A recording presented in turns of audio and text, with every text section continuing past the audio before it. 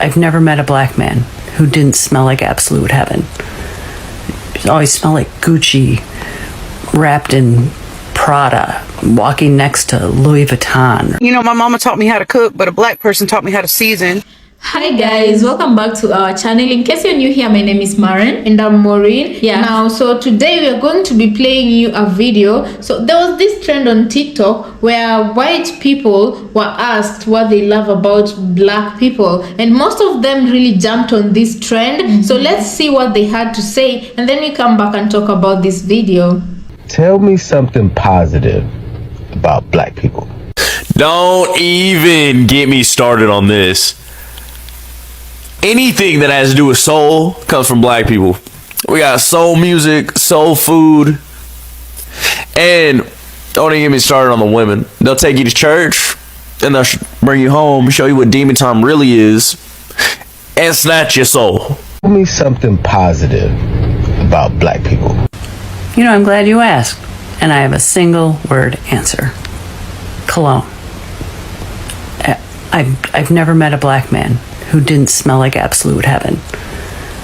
He always smelled like Gucci, wrapped in Prada, walking next to Louis Vuitton or something. If you could tell us where you get your cologne, that would be awesome, because I can never find cologne for my husband that smells anywhere near as good as a black man. Never smell like X body spray, and for that we're extremely grateful. Plus that ass be popping, you know. Tell me something positive about. I'm Native American and also white, but I believe the most beautiful thing about black people is you are the best of us white people, because you're the part of us that is where good comes from. Because all I know is from white history is that white Catholic Europeans, no matter where they went, no matter what country, no matter where on this earth that they went, they left a trail of blood. Everywhere. They destroyed people's cultures. Everywhere. So I believe that black people are our future, and people need to realize that. People of color, period, are our future, and you are the best of all of us. Not just white people, but the best of all of us, because you are where we started, and you are where we will end. So thank you, because without you, none of us would be here. That's the most positive thing I can think of, and it comes from the heart, and I don't mean any type of disrespect, because white people, the ones you know that are looking at me right now, knowing the hate that I see already, you know it's true. And that's why you fight so hard to keep your white supremacy. Because you know that everything great about the world came from them. Everything. Said what I said. Tell me something positive about black people. Your guys' food is absolutely amazing. Your brotherhood is amazing. You always got someone's back if they're in trouble. You guys got style too. Clothes, cars, music. Funniest mother on the planet, hands down. I could be walking down the street, and if y'all were having a cookout in your front yard, be like, hey, you want some food?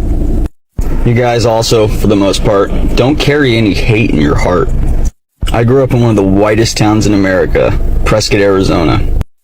I tell you, there are more evil motherfuckers there than I've ever seen in my entire life. None of them were black.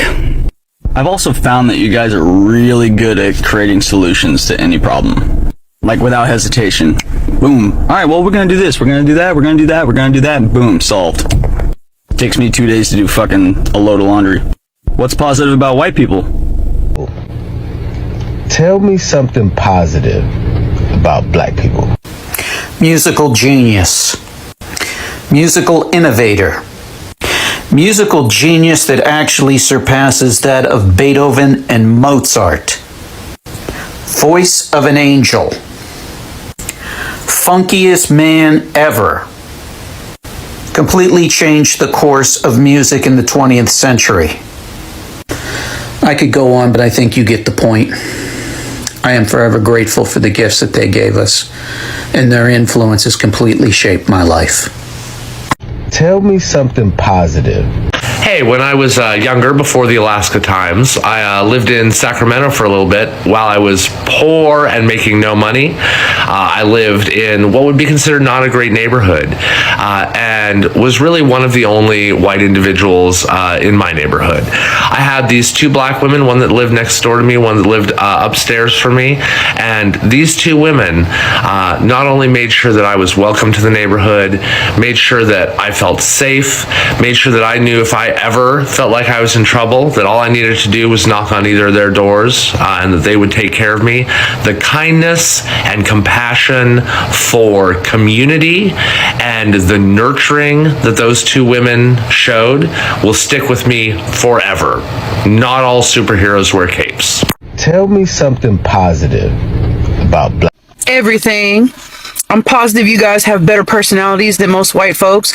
You guys are more loving and caring than most white folks. Y'all cook better. You know, my mama taught me how to cook, but a black person taught me how to season. Y'all dance better. Y'all are more fun at parties, more outgoing, more friendly. If I go up to 10 different black people and I say good morning, I'm going to get a good morning back, maybe even a couple conversations. If I do that to white folks, 8 of them people are going to ignore me and keep walking. You guys definitely praise and worship better. I would know because I left my church of over 30 years to go to a black church, because you haven't been to a Church of Christ until you've been to a black church. Everything. Just everything in general. I love me some black folks. That's why I gravitate toward them. About black people. Their churches, their barbecue, cooking in general, actually, their personalities. Like, I feel so accomplished when, you know, somebody daps me up versus when somebody just shakes my hand. There's just so much. Like, have you seen these motherfuckers dance? Like, how is that even possible? People.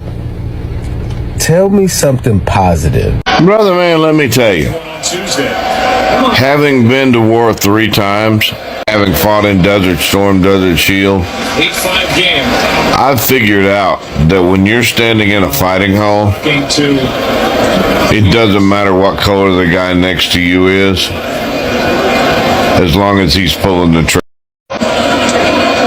And as a veteran, I have served with so many young black men who fought ferociously for the man beside them.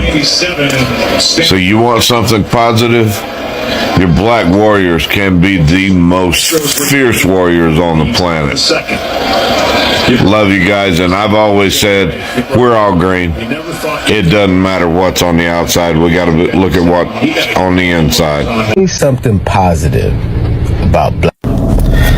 Now, I don't know if this is true in everywhere, but down here in the South, black people are the best fucking people you will ever run into. Anytime I've ever needed help, I've gotten help quicker from black folks than I have white folks. Hell, I ran out of gas one time, got pulled into a gas station. I'm trying to figure out what to do, and this dude pulls up, him and his friend, and they're like, y'all run out of gas? I'm like, yeah. And he was like, all right, we'll hop in, we'll go get you some gas. So I hopped in his car. They took me to Dollar General so I could buy a cheaper gas can instead of one at a gas station. They took me to the gas station, let me pump some gas, and brought me back. Black folks are the nicest people you'll ever meet. And it's a shame everybody's scared of y'all. Something positive about black people. Your churches look way more exciting than our churches, and I'd really like to go someday. So around 91 or 92, my daddy got out of the Navy. He had breathing problems, and he went on veterans disability, and he had trouble getting it to begin with. we moved in apartment projects in Atlanta, Georgia for about 5 or 6 years till he got on his feet. And we were the minority in the neighborhood. There was like 32 apartments. I think we were one or two white families out there. Never once did we not ever once get looked down. We were always included in everything. I have grandmothers that are black. I have aunties that are black. My godmother, my mother's best friend, God rest her soul, she's a black lady. My sister, Yolanda, she's not my sister obviously, but also she's a black girl. So we were accepted by everybody. Ain't nobody judge us for being white or none of that. And I would go on, but I'm obviously emotional because that meant a lot to me. Wow, so you guys, you've watched the clips obviously, and I'm sure you share the same sentiments with what these people have said. But what really caught my attention when they were speaking is most of them have really agreed that black people have the purest hearts ever, you know. And from where I'm sitting, even sometimes when we watch your movies, once by Taylor Perry, although he's involved with some scandals right now, we usually see your church scenes and we are like, oh my god, They bring if you want tears to somebody's eyes. And when we watch some of your services, you guys, we usually say when you want to be reborn again, watch as a black person praise God, and God will surely come down and you know what I mean. Yeah, for the most part, I feel like black people are very spiritual. So anything they do, anything they touch, moves to the same type of energy. Spiritual in what sense? If they worship, it comes from deep down, from deep down within their soul. You know, if they cook, it comes from deep down their soul. You know, their genuineness is just felt and seen. You know, and I'm really glad that these white people hopped on this trend and they were very as genuine as they could be. Because I know it's not just them. I know even the bad white people, they've had experiences, good experiences with black people, yet they still choose to turn a blind eye and treat them how they treat them. And then also another point that most of them have brought up is that black people have a sense of brotherhood. You know, you guys might bicker sometimes and all of that, but you have a sense of brotherhood. Because one woman was even saying that when she greets black people, they will greet her back, and others will even engage in conversations with her. But when she treats, she greets her own people, they'll just look at her and pass her without saying anything. You know. Yeah. My question is, when did they start being? Why are they so bitter? You know, right? I really don't understand because even here in Africa, imagine. Amongst neighbors, we really have that brotherhood bond, you know, that communal sense, like, you know, literally nowadays it doesn't happen much. It still happens, I guess, in villages, but it doesn't happen much. But a while back when we were young, literally when you didn't realize your salt was going to end, or you didn't, when you realized that you had no matchbox, you could literally walk to your neighbor and tell him, please help me with sugar, please help me with, you know, I think nowadays because of the high cost of living, like someone is struggling to put food on their table, so sugar, you feel that shame of going to that person and telling them, my sugar is not, it's depleted, can I have some of but that was the African culture. You cook, and you know, when you sit down to eat with your family, you carry a plate or a bowl, you take it to your neighbor, not because they're sleeping hungry, but because as a sign of love and care. Yeah, that communal feeling. And I feel like black people, the only explanation I can be able to put forward, but you guys can speak for yourselves on the comment section, I feel is because having gone through what you've gone through, even it has taught you compassion, deep empathy, and this is why a white woman will get stuck in a petrol station and and you guys will help them in any means you can. But when you get stuck in a petrol station, they look at you suspiciously like you want to rob them. Like you want to rob them, which is quite unfortunate. So you had the other woman say, I don't know why they fear you black folks. And it's that indoctrination, you know, the way they bring up their children saying a white man, if you see a white man in a hoodie, run. If you see a white man in the, you know, if you see a white man, they're going to kidnap you, they'll do this and that to you. So unfortunately, those are the kind of people who are robbed the chance to like really engage with the real black American. And some others have even given, you know,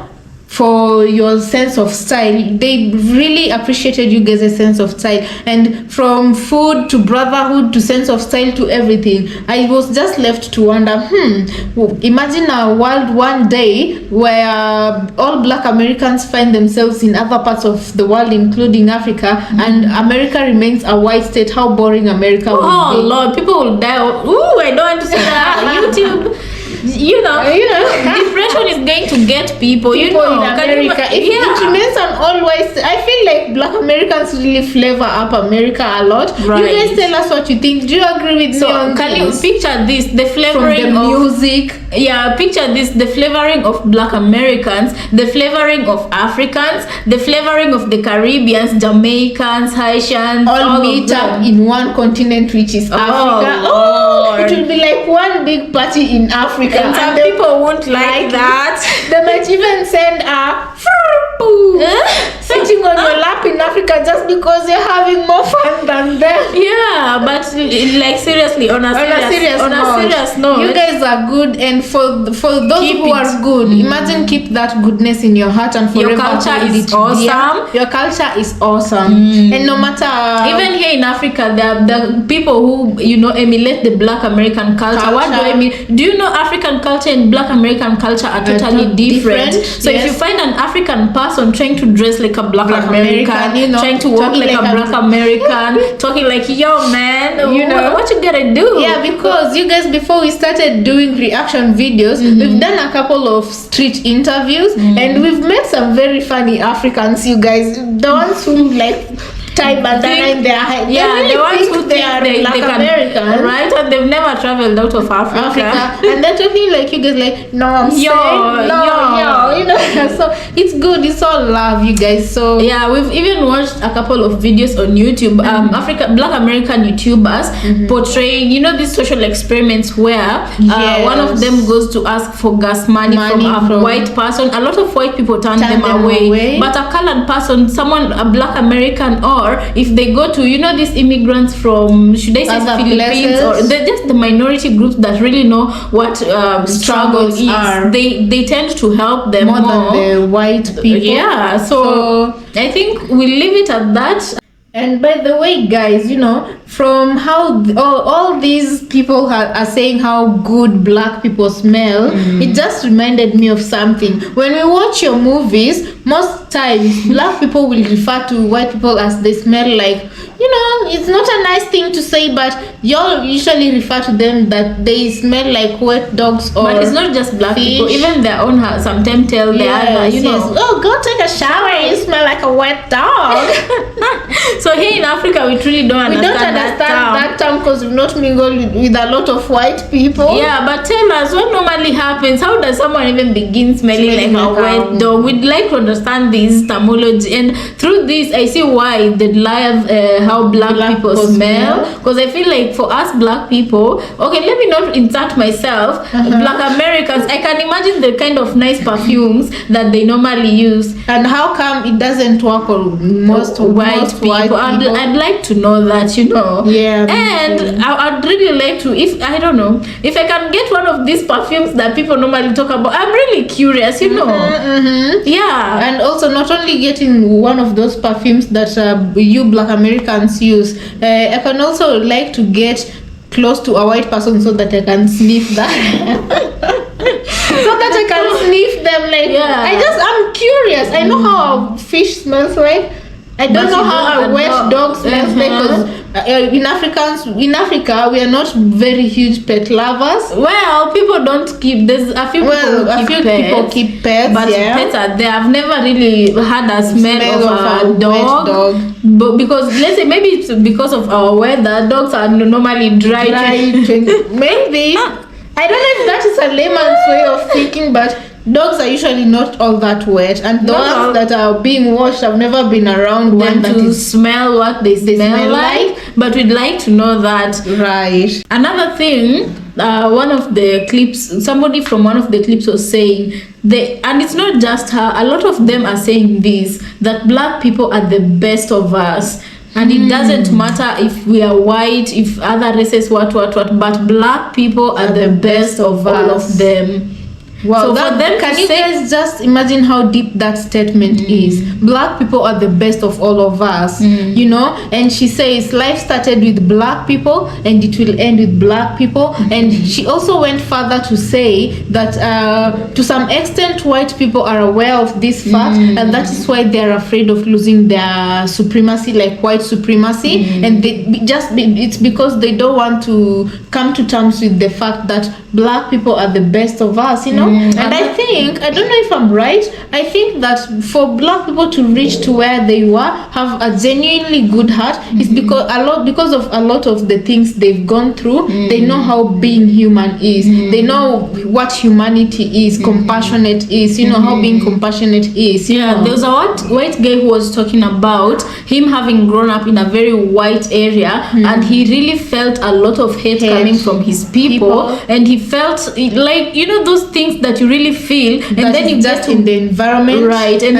from even how they treat other people, and then you move from that environment to another environment, and you experience a different side of life where there's kindness, where there's consideration, where togetherness, brotherhood, you know, all of that. Right. Another one was talking about how he lived in a predominantly black community, and I really can see this is not there are things you can't make up, you know. This can't be fabricated. He was talking about the two ladies who used to look up to look out for him. And remember, he is a guy living in a black neighborhood. So it would have been easy for black people to mistreat him because of the trauma they've grown up with, but they didn't do anything like that to him. They were looking out for him. So if you have something to add. Yeah, my only thing that I'm gonna request you guys is please subscribe to our channel. You can also leave us a comment on what you think about this episode, and keep the good in your heart. Yeah, remember to subscribe, leave a comment, and as usual, thank you so much for always coming back to watch our